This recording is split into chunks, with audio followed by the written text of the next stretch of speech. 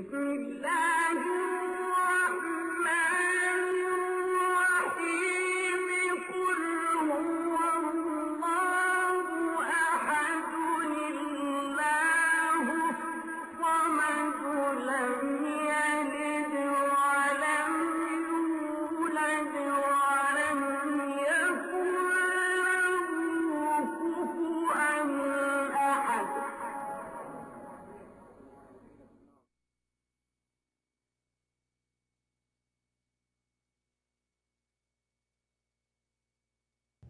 Hello, welcome to Islamic Civilization, this time session 24 that deals with Islamic or Muslim state and society. So let's see what we have in terms of the objectives. Session 24, Muslim state and society in Islamic civilization. So for the objectives are concerned for this session, we'll talk about the ideal Muslim state. None exists so far, and yet we will talk about it. Failure of the current Muslim states, and that's the reason violence and terrorism is on the rise. Present Muslim societies, Islam against harsh cultural practices that we see almost everywhere. And so in this session 24, we will talk about the ideal Islamic state that, as I said, does not exist so far. And so the idea is that Muslims, not inside the government but outside the government, in Muslim states, groups, political parties, religious political parties, they are working and creating sort of an Islamic state in their Muslim countries.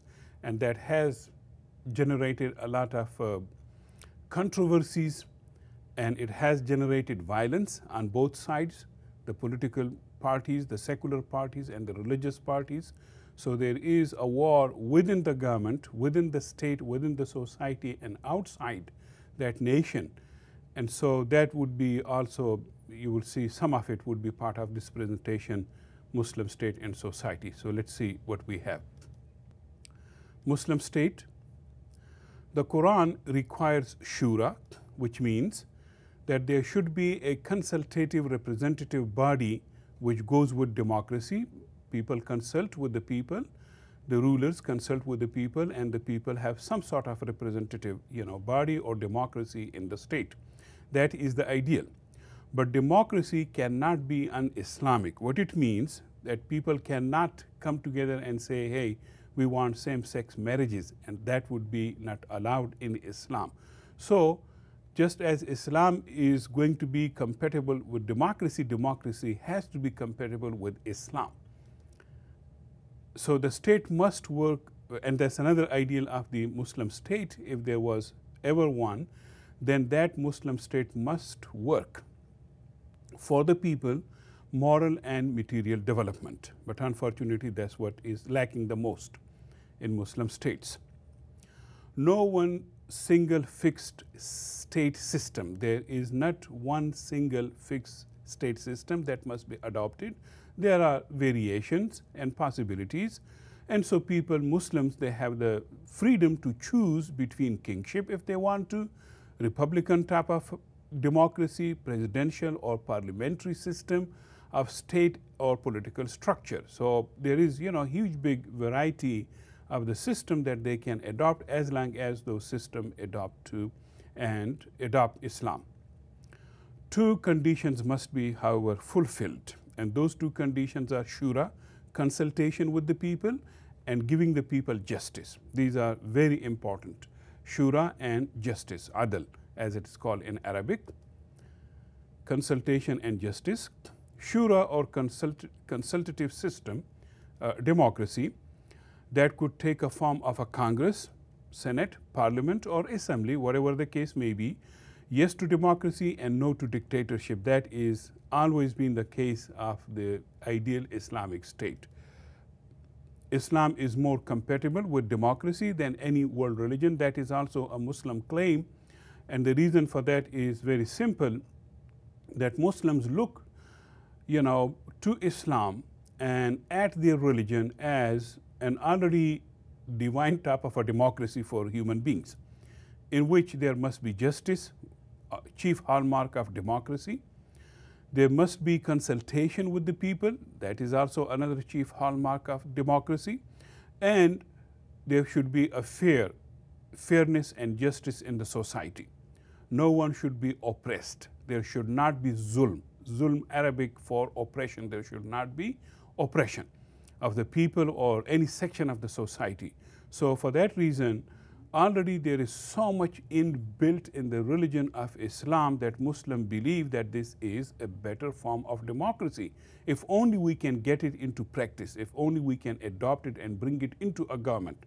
And then there is, of course, the other side. They say if you bring Islam in the government, then that is the church and state together.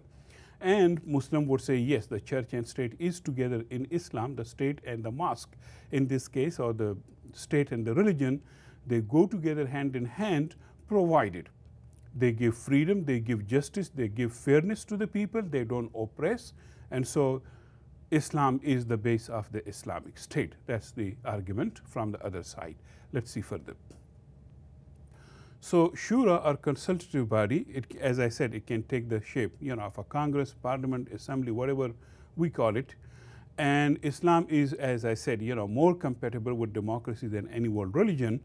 And the reason is simple, that is how Muslims believe. Islam does not have an organized church-like priestly system or a caste system. Another point in the Islam being democracy, because it does not go by, or it does not, it is not run by a priest-like system, or it does not have a caste system that tells people you do this and you don't do that. So there is a lot of freedom in Islam, and that is also the hallmark of the democracy, in any sense of democracy. Let's see further. Shura, or consultative body, again, neither right nor left. That is the political right or the political left. Neither capitalism nor communism. Islam does not believe in that, either or. Neither theocracy nor secularism. However, it could be, in a good way, a combination of anything that works good for the Muslim state. So the state must serve the greatest good of the greatest number of people, which is, another chief hallmark of democracy. The state must maintain its Islamic character. No laws should be made against Islam or Islamic law. The state must defend its people, their honor, and their property against internal and external threats. That is the state business. Jihad, or the defense of the state, is the business of the government, not groups and gangs. And this is a huge, big problem in the Muslim states these days as we speak, in the 21st century. It started, in the previous century, the 20th century, or even before that in the 19th century, when there were no Muslim states, but there were Muslim nations who had been occupied by Europeans, like the French in North Africa, the British in India, and in different parts of the world, people had been occupied. So there were no Muslim states to rise, or Muslim governments to stand up to the occupation of the European colonization. And so these were political groups or political parties, religious and also political parties, that stood up to the colonial powers of Europe and got freedom. They worked in one way or another against the colonialism of European masters, and they got freedom for their nation. And so that's why these political parties formed their governments. So there is, sort of a silver lining between the two, or there is a, very strange type of a blurring between the government and the gang. So what can you do when the group or the gang, becomes the government, and vice versa? And so, but however, when it comes to the Muslim state, a nation, a Muslim government that exists, jihad, or declaring warfare, that is the business of the government, not that of a gang. And so unfortunately, that is what we see in the Muslim countries. Okay, let's see further. Current Muslim states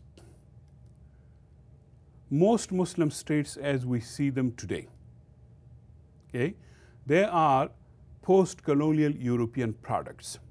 Most Muslim states were colonized by Europeans, and after the Second World War, the Europeans had to go home, and they left these people alone and gave them freedom, and that's how, most Muslim states are the product of post-colonial European politics.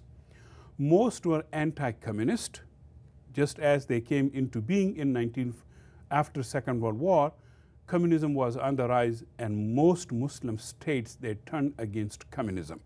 And that meant they turned against Soviet Union, and that is why most Muslim states allied themselves with the United States and with the West against Soviet Union. They also turned to dictatorship, unfortunately. And those Muslim states turned to dictatorship, and those dictatorships were supported by United States. You may not believe this, in the sense that being an American be very difficult for you, that the American government, state, telling us that United States stands for democracy. That may be true inside the United States and may not be true outside the United States. So when you look at all these Muslim dictatorships, present and former, most of them were supported by United States. So really it becomes a joke for an American to say that America supports democracy. Outside in the world, in the people who are at the receiving end of the U.S. foreign policy, that U.S. foreign policy, especially in the Cold War, it supported a lot of dictators, okay? And there were the Soviets also, they supported their own dictators, for example, in Syria and in Iraq at one time, and in Afghanistan another time.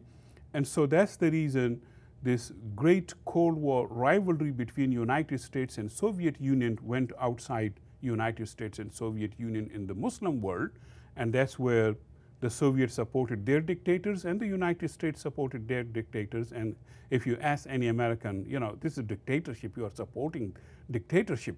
In the Muslim world, they say, yeah, we are doing it because we have to fight communism.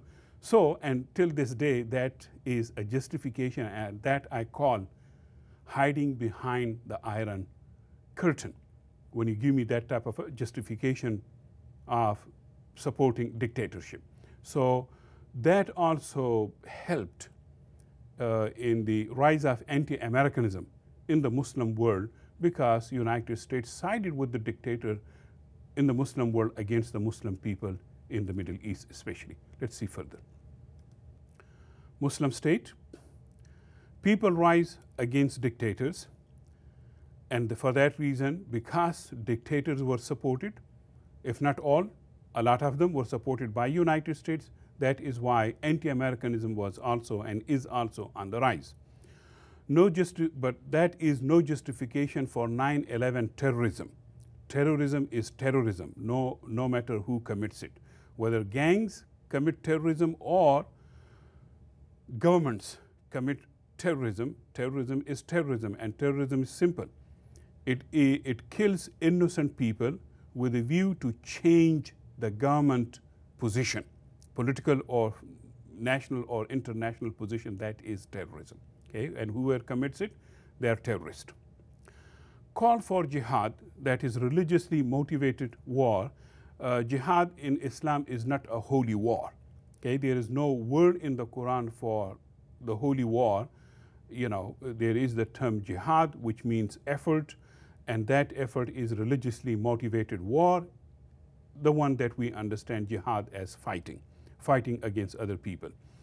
That jihad is the defense against dictatorship and American and Western culture corruption as we know it, these days. And that is another form of jihad that is going on in the Muslim states or Muslim nations.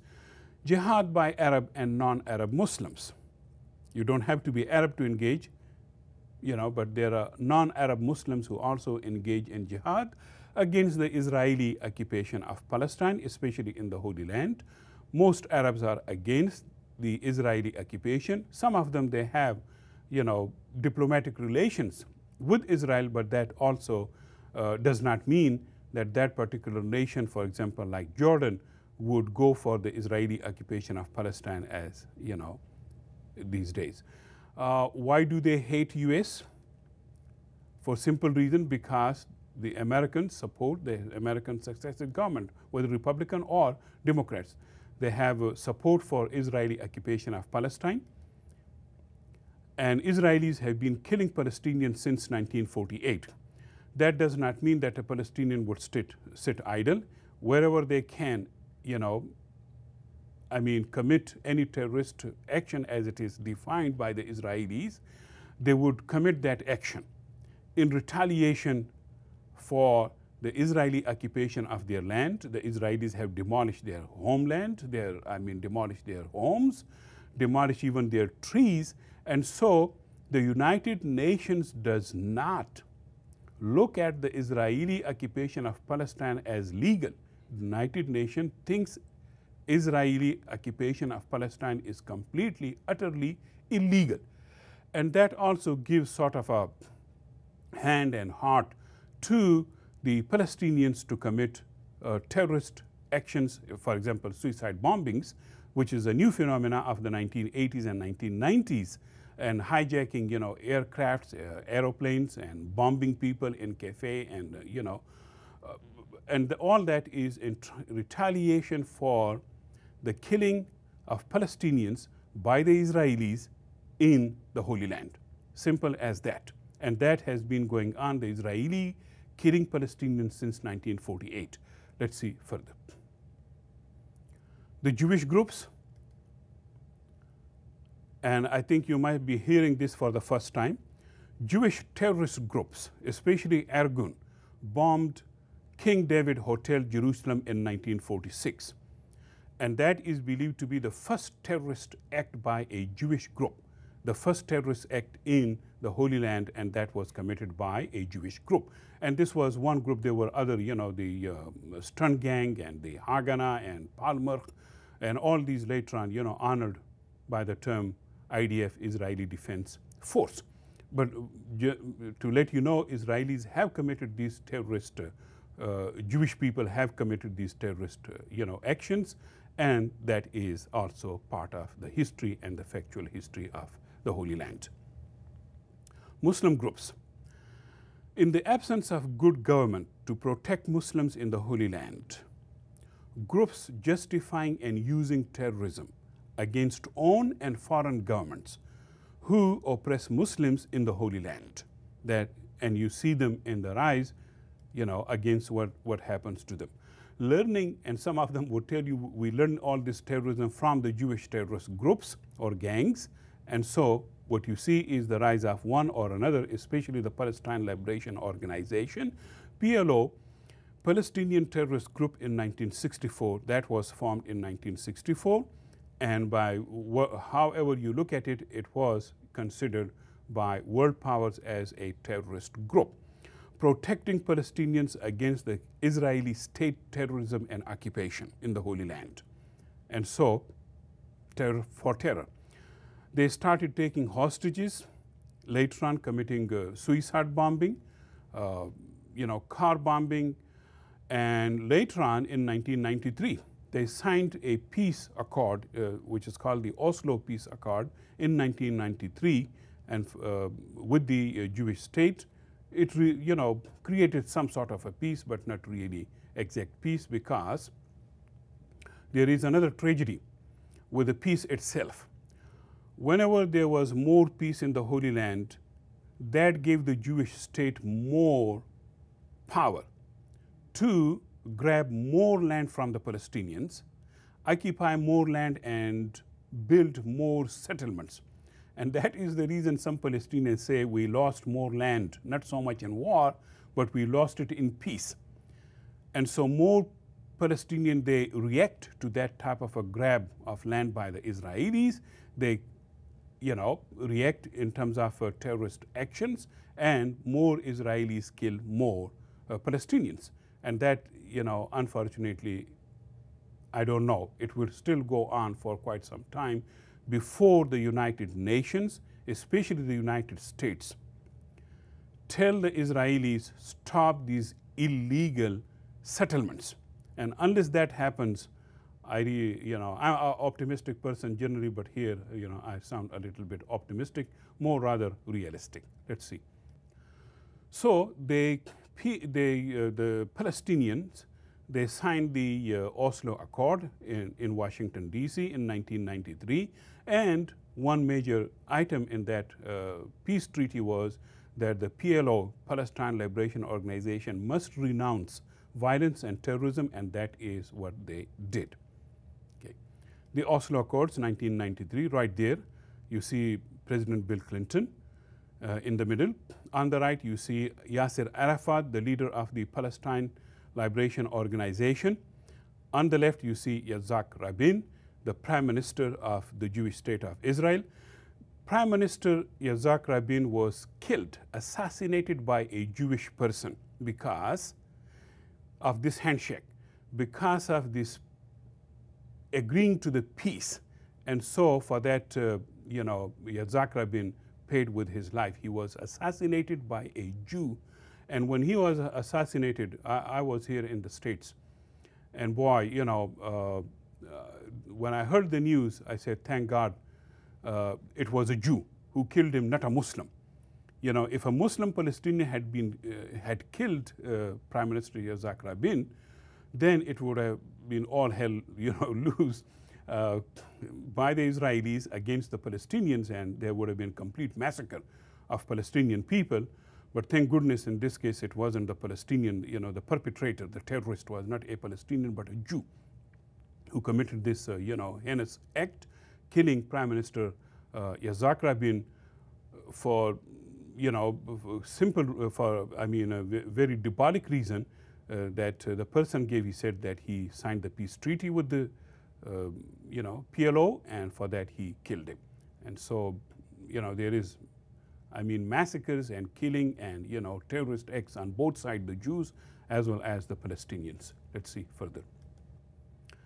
Muslim groups, historical conditions have led to the rise of the terrorist groups, okay?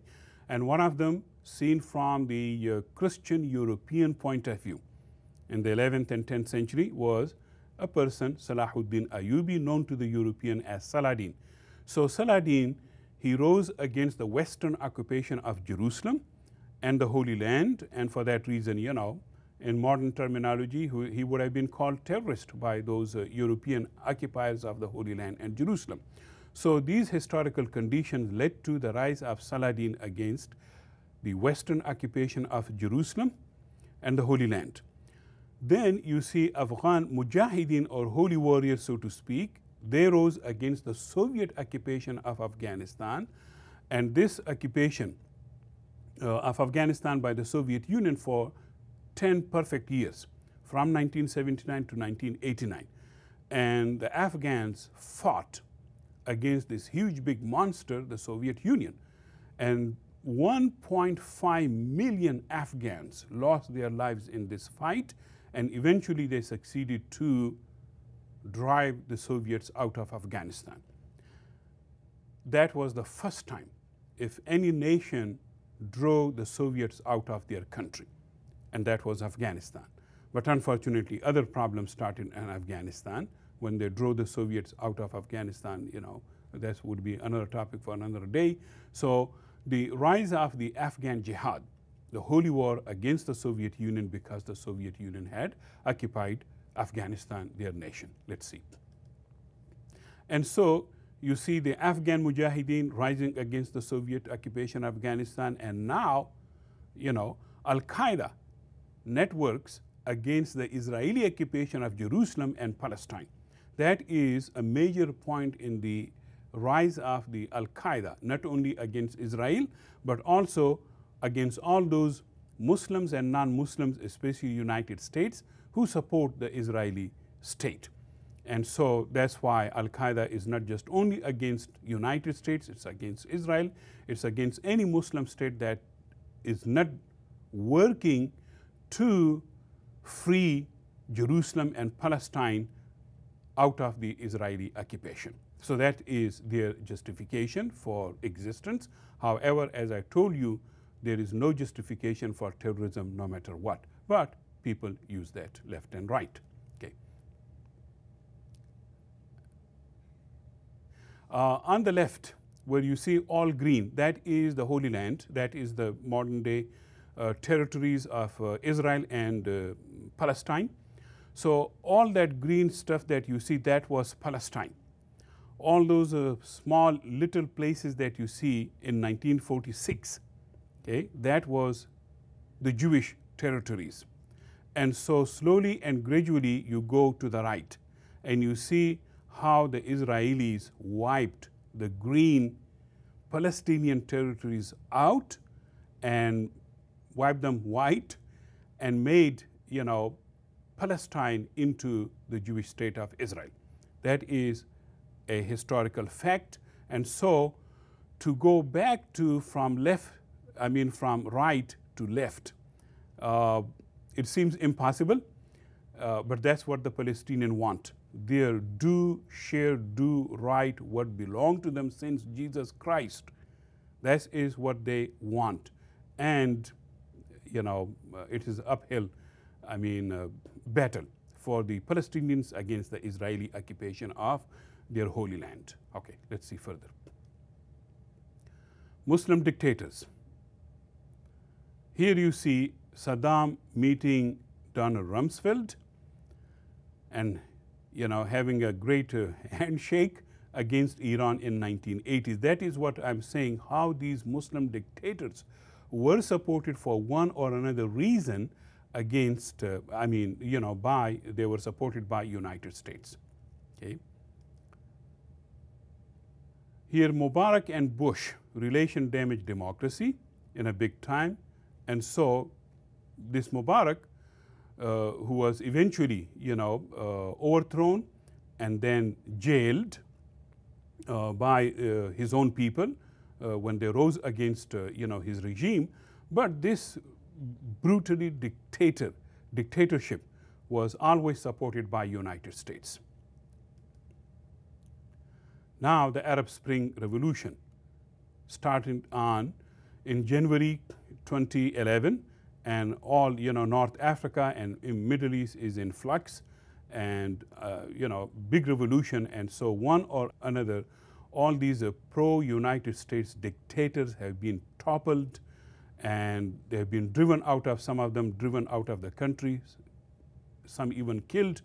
Gaddafi was supported first by the Soviets and later on, by whoever, he was killed, and so this revolution is doing, from some people's point of view, strange things. Just like the Iranian Revolution, it was started in the name of democracy against dictatorship. Yeah, you remove a dictator, but you don't know whom you are going to install.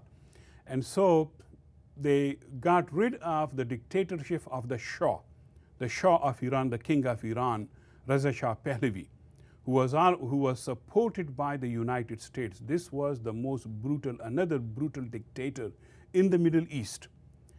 He was brought by the United States. Previously, there was the only democratically elected government of Dr. Mossadegh in Iran. That democratically elected government of Iran was toppled by the United States in 1953, and this dictator was brought in Iran. And so he was supported. From 1953 down to 1977, he was supported by the United States. And so that's why a lot of Iranians turn against United States, that you call yourself democracy, and look what you are doing in our country. You are supporting dictatorship, a very brutal dictatorship. And so he was ousted. But then another type of a dictatorship came into being, and that was the dictatorship of the mullahs, which should not have been a dictatorship, but that's what, it turned out to be, another dictatorship of the mullahs. And so the king is out and the clergy is in. And so you don't know how this revolution is going to take place. So far, wherever the dictators went down in the Middle East, this is the beginning, And so there, the nations, the people, in free and fair elections, they are bringing the religious Islamic parties into power. That is their right, and it must be respected. If again the West or United States went against the democratically elected government of the Islamic parties, that would start another tragedy, and that may be in the making. You know, I don't want to predict these, horrible things, but that may be in the making, because if United States or the West do not like the politics or the foreign policy of the democratically elected governments in the Middle East, that also means trouble. So after the revolution, how much the Middle East would get into trouble, we would see later on. Okay, let's see further. Muslim society, the war between the Islamic law and the un-Islamic cultural practices of some Muslim countries, a huge big problem in the Muslim society. Traditional Muslim society made of joint extended families, like, you know, in non-Muslim countries, especially Philippines and China and, you know, India. Family means parents and children, really, okay? It does not just mean husband versus wife, husband fighting against the wife and wife against, you know, husband. No, that does not mean family. Family really means parents and children. It's a huge, big responsibility. Father is the head of the household, no question about that, but mother is the center of the household. You cannot run a household without a mother, because so much depends on her. And if she, you know, something happens, God forbid, bad to her, then the whole family is in trouble. Okay. Traditional Muslim society, they are made of clans, tribes, and socio-economic networks, village agriculture communities. They are more connected with one another in work and social affairs than some other people. Urban, industrial, and commercial people, they are yo-yo. You are on your own, okay? And so because they're nuclear family, you know, a husband and a wife and just the children, and the relationship is very strained between husband and wife, because sometimes, mostly of economic reasons, financial reasons, and there is no one to support them because they are living on their own. As I said, they are yo-yo. They're living on their own. They don't have, you know, the parental support of their parents or their, you know, uncles and other people, just like the village people. They live together. There are extended families, relatives, and you always go help them out, and they come and help you out if you are in trouble. Okay, very common thing. But in the more industrial, commercial places, families are very much strained. Okay, let's see further. Social classes in a Muslim society, as we speak, agriculture and commercial communities. That's how people are divided. Landlords, businessmen, and bureaucrats. Military classes, oh yes, you cannot have any state without them. Religious functionaries, especially like the ulama, the religious scholars, and the other functionaries called mullahs in Iran, Afghanistan, Pakistan, and India. You have them. And the educated elites. They may not be, you know, the majority of the people, but still they are there. Very important people, the educated elites, intellectuals and politicians, professionals, doctors, engineers, professors, and teachers. That would make the, you know, social classes in a given Muslim society. However, compare them to, you know, other places. For example, England, it's very stratified class society, where, you know, people are divided between the nobility and the class, you know, the working class. Nothing wrong with the working class people or with that designation, but unfortunately in England, that is how some of the elites, the nobility, they look down upon the working classes if you don't belong to their class. In India, on the other hand, there is another problem with the social system, and that is the caste system, which is a religious system in which some people belong to higher caste, some people belong to the low caste. And there is, to the extent the difference and the, you know, the sort of religiously ordained difference between the two of them, they cannot even intermarry, even if they look the same. Okay, and they belong to the same Hindu religion, and yet they cannot intermarry. So that's why the group of people, they are in millions in India, they are called untouchables, meaning if the other higher caste people, if they touch them, the higher caste person would become polluted.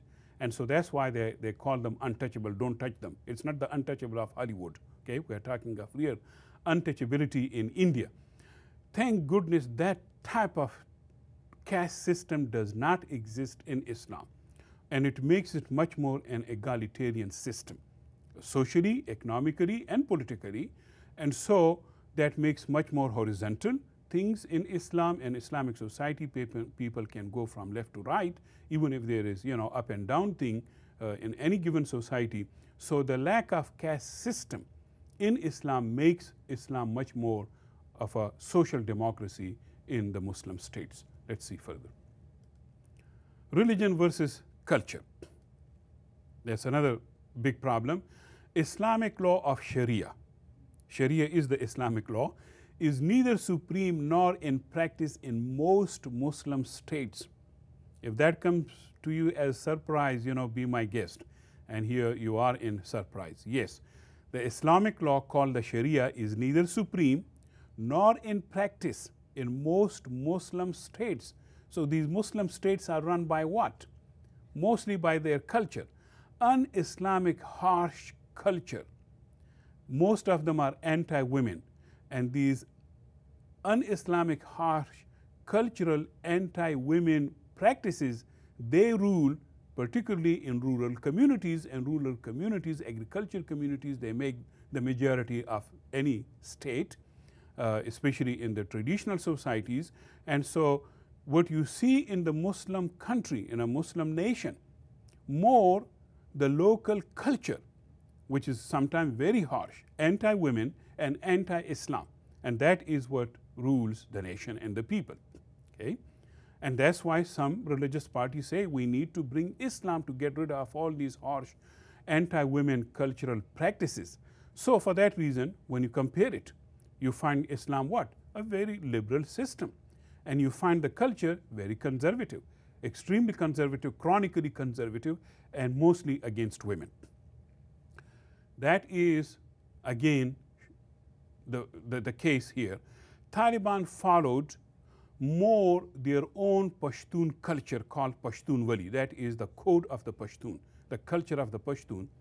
And so Taliban followed their Pashtun Wali code rather than Islam. And I don't know if you understand me or not, religion versus culture, but that's a real thing. Pashtun, that is a huge big group of people. In Afghanistan, close to about 10 to 12 million people. Next country in Pakistan, more than 20 million people. And in that region, in Afghanistan and Pakistan, or for that reason in the AFPAC area, this is a group of people, Pashtuns they are called. Sometimes they are called Pakhtuns or Pukhtuns. The British and the Indians, they call them Pathans. The same people use different names. So the Pashtun group is a group of at least 30 million people. And if you want to know how they look like, well, you are looking at one of them right now, okay, myself. And so we live on the border area between Pakistan and Afghanistan. The same language, the same culture, the same religion of Islam. Most of us are Sunni Muslims. But if you look at Pashtun Wali, there are a lot of good features, But then there are extremes in the same cultural code. And Islam never replaced it. Because Islam never became a strong system anywhere in the world to replace the existing culture. It did modify, it did replace parts and pieces of the culture, but not complete culture. And unfortunately, that's what the Taliban did. Rather than instituting the great and the beautiful ways of Islam, they instituted, their own Pashtun code called the Pashtun Wali. Let's see some of the features of Pashtun Wali to make the point clear. Religion versus culture. Pashtun Wali, or the code of the Pashtuns. Almost all Talibans are Pashtuns, but thank God, not all Pashtuns are Taliban. And in my own village and the surrounding about 3-4 villages surrounding my village, there are villages that if anyone who is known as a Taliban person or group, they would be in trouble. So within the same Pashtun belt, people have turned against the Taliban, telling them what you are doing, you are just crazy people, ignorant people, and a lot of them are ignorant and crazy, of course.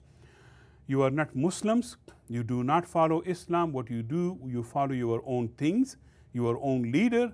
No matter how much a mullah he claims himself, a clergy or a pious man, he is a crazy man. And so there are places among the Pashtuns, especially in Pakistan, where if any person is known as Taliban or Al-Qaeda, they would be dead on the spot. And so that is how people rose against the Taliban and Al-Qaeda within Pakistan, because they believe that is what they're practicing is not Islam, it's complete terrorism. It is their way to grab power, bring themselves by force into government, and that makes them completely like the Nazis, a fascist government. And so people have turned against them. But the complication is there, and a big complication, especially when foreign countries and foreign governments involved in local politics. It makes it very complicated. Let's see further. Okay, culture. So that Pashtun Wali, in a lot of ways, is a culture of revenge, as well as hospitality. Okay, and both unfortunately go sometime in a wrong way. So far the revenge is concerned, they practice an eye for an eye. It sounds like very Jewish and very Old Testamanic from the Old Testament, but there you have it, and they really mean it, an eye for an eye. Okay, and they also protect the weak, but at the same time they even protect the outlaws. If you committed any crime anywhere in Pakistan or Afghanistan, okay, and the law is going to go against you, what you should do is just leave your home and go to another place, another village, another city, another tribe, and there you, especially if it is outside the reach of the government, the state, and you go walk to any person, home or his territory, and tell him, I'm at your mercy, protect me. And before he asks you, what have you done, he knows that you committed a murder, that's why you are running. And so by that culture of Pashtun Wali, he is bound to give you protection. So he protects you in a way from not your enemies, but also from the law of the land, which is wrong, but that's what that culture does. And that is why Osama bin Laden, when he went into Afghanistan, that is what he was basically claiming with the Taliban, and the Taliban protected him. When he went outside the bound of that protection, especially when he attacked, the Al-Qaeda attacked the Tanzanian, U.S. embassy in East Africa, and the USS, ship, the Cole, C-O-L-E, then the Taliban told him, you cannot do this from our soil. We gave you protection to stay here, but not to stage these terrorist actions against United States or another power. But he won't listen, and that is how 9/11 happened, and all this, tragedy started and still, going on for more than 10 years. So that's how that Pashtun Wali code of protecting the weak, unfortunately, went to protect, a known terrorist. Let's see further. Religion versus culture. Choice in marriage. Islam gives you the right to choose whoever you want for a spouse.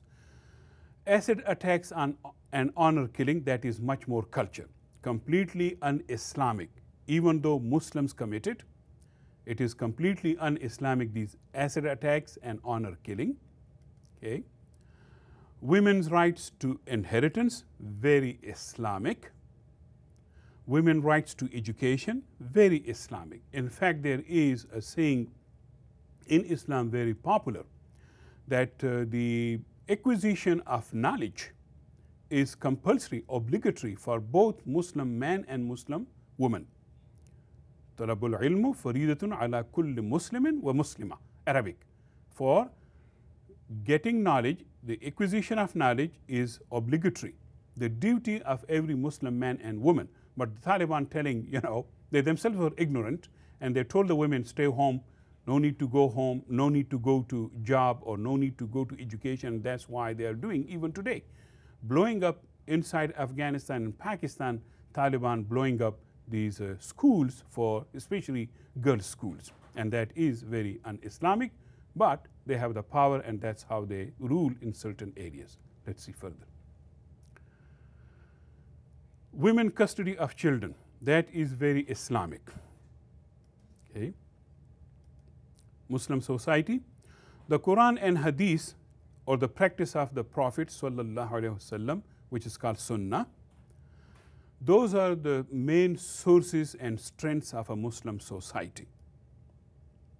Family is very fundamental to Muslim society. Man and woman, husband and wife, they are complementary rather than competitive. One cannot do without the other. So don't get into competition. The Quran, the holy book of Islam, called them, husband and wife, as libas, L-I-B-A-S. Libas literally means clothes, garments, necessity for each other, which means a husband without wife and a wife without husband is without clothes. So they protect one another, they beautify one another. That's what the clothes and garments do in life. And so they are very important. As we say, there is no life without wife, and that literally means it in the Quranic sense. Okay? Muslim man and Muslim woman, Islamic religious right. Islam gives both of them the right to choose or refuse marriage proposal. Marriage is a sacred contact made on earth. I did not say made in heaven. Okay? Made on earth because it is literally made on earth, which means it can be dissolved. And divorce is the disliked, permissible necessity. You don't have to live in an abusive relationship. Okay? And so divorce, no matter how much it is hated and disliked in Islam, still it is the permissible necessity. Any of the two parties, they can initiate divorce. Ladies, you don't have to stay in abusive relationship. Usually the mother gets child custody, that is given. When the divorce happens, children, especially the smaller one, they are very much attached to the mother, and they need mother, and mother must be provided to them. And that's why, Islamically speaking, mother gets child custody automatically. Father, however, must pay for the child custody. That is his duty. Arranged marriages everywhere, especially in Europe and in non-Europe. You don't have to be Chinese or Indian for that. Europeans till this day, and always they practice it. Arranged marriages, mostly mothers arrange them. So that's why I say arranged marriage is your mother's department. Okay? They arrange marriages for their daughters. And there you see a European mother doing it, to her daughter, but that could be, Chinese, Indian, Arab, Muslim, non-Muslim, and they happen a lot. Forced marriages also is a form of arranged marriage.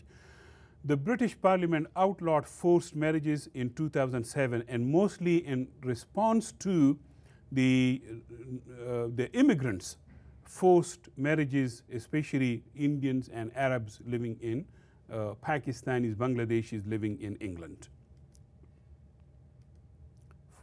Forced marriages. Young girls are married to men older than their fathers. Yes, that is also a huge big problem in Muslim societies. In India, you don't have to be a Muslim for that, and it happens left and right. Let's see further. Polygamy, another problem. Originally, Islam allowed and still allows more than one wife under certain restricted conditions. Large number of widows and orphans due to warfare like in Afghanistan, Iran, and Iraq, that made the polygamy possible, allowed. Okay? Provided guardianship and financial support is provided, and that is what it does. It provides guardianship and support for the orphans and for the widow women. Some Muslim state outlawed polygamy. Okay, and you will be surprised who did it first. Afghanistan was the first Muslim state that attempted to outlaw polygamy and burqa in 1928. Think about it. And who did it? King Amanullah Khan, same last name as mine, but no relation, ladies and gentlemen, and his wife, Queen Soraya. Okay, I wish I had met them personally, but they were, too early in my life. I mean, way before I was born. But I went to their grave, to pay my homage and respect to. They were a wonderful couple, and so they outlawed polygamy. But then some people rose against them and drove them out of Afghanistan.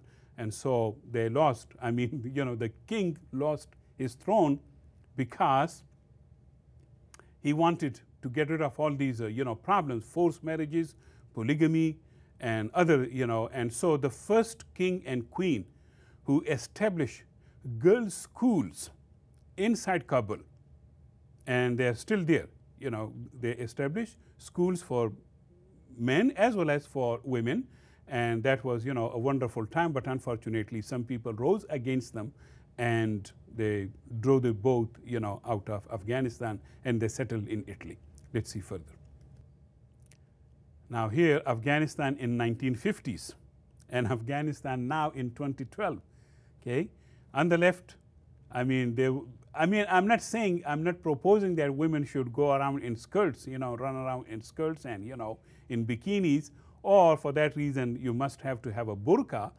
Although my mom and my sister, they grew up in burqa, all their life. I come from very conservative Pashtun culture and, place. But the thing is, these things should not be forced. You need to move on with time.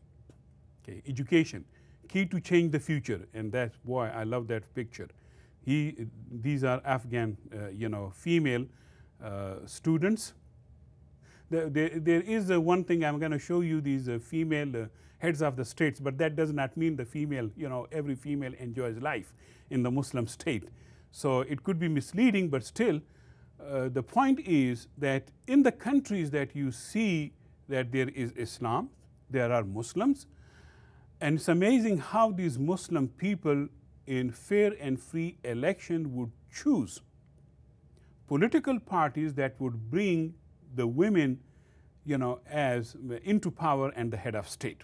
And it, happened mostly in the Muslim majority states like Pakistan, Bangladesh, and Indonesia.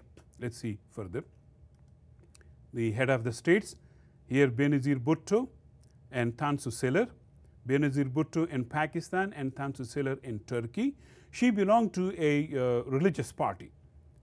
Without any burqa, without any scarf, without any veil, and the Tansu Çiller on the right. Benazir Bhutto, she came from a highly educated family. Her father was a prime minister who was hanged back in 1970s by a military dictator, and lo and behold, that military dictator was supported by United States. Okay, and so that military dictator Ziaul Haq, he hanged her father, Zulfikar Ali Bhutto, an democratically elected person. She was twice, Benazir Bhutto, she twice became the Prime Minister of Pakistan, and later on she was unfortunately assassinated. Most probably, people say Al-Qaeda or Taliban assassinated her, and that's how she lost her life. She wanted to fight against Taliban when she came back to Pakistan. That was her agenda, and people supported her, and that's why her party won so big in Pakistan and still in power, but minus her. Let's see further. Megawati Soekarno Putri, right there in Indonesia, the largest Muslim state on planet Earth, okay? And she became the head of the state in Indonesia. Sheikh Hasina and Khalida Zia, another majority Muslim state, brought these two ladies. Some people say the whole nation is stuck between the two ladies and they fight a lot. They come from different political parties and they're rivals, and so their rivalry has turned into, Bangladesh into, some sort of a limbo, or does not let it to go further. So, but anyway, very powerful lady. Each one became head of the state in Bangladesh. Okay. Altogether, right there, from right to left, Benazir Bhutto, Siller, Megawati, and Sheikh Hasina, as well as Khalida Zia. Okay. Women in our revolution. As the revolution goes on, women are part and parcel of that revolution. Very big. Okay. Wow, we did a lot. We come to review. Let's see what we did. Wow. Number one, we talked about the ideal Islamic State. As I said, it does not exist so far, and that's why, Muslim parties are trying their best to bring an Islamic State in power. Groups assuming protection of Muslim, that also has its own problems. Anti-Israeli occupation groups on the rise, very much, and they have, that type of a justification. Muslim societies, modernism versus traditionalism, like anywhere else, that is a fact of life. Women rights and the role and the women role in the society, huge and big. And so what you see is more progress, in the society. Reaction report. Write a brief note on the main features of the Muslim society and state. Pick and choose whatever you want to write. Be honest, Stay engaged, very important. If you have any question, any comments, you are most welcome. Just go to Laulima. Also check your assignments, and any message that you have, you are most welcome. I think we did a lot in this presentation, although some of the slides were quick, but that's I'm not here to make you scholar right on the spot. I just want to introduce you to some of these major points in the Islamic State and society. And thank you very much for tuning in. Aloha.